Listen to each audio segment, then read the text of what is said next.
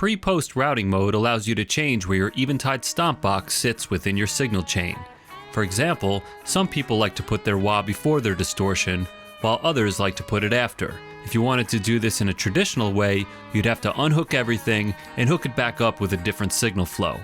In this tutorial, we'll show you how to set up pre-post routing mode for all factor and space pedals. Before attempting this, make sure you've updated your pedal to the latest operating system. The next thing you'll want to do is make sure all amps are turned down, as routing mode changes can cause loud feedback. Press and hold the right foot switch and then the encoder for a few seconds to enter system mode. Turn the encoder until utility is displayed. Momentarily press the encoder. Turn the encoder until routing is displayed.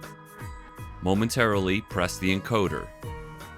Turn the encoder to select pre-post. Press and hold the encoder and right foot switch simultaneously for a few seconds to exit system mode. Now that our stomp box is in pre-post routing mode, we need to change the routing of the individual preset. Press and hold the left foot switch. The display will show the output level. Press the encoder until the display shows pre or post. Turn the encoder to set it as desired. Release the foot switch. The preset will return to its previous active or bypass state. Remember to save the preset or the change will be lost. Alternatively, you can also set up pre-post routing mode using H9 control. Please refer to our other tutorial video for instructions.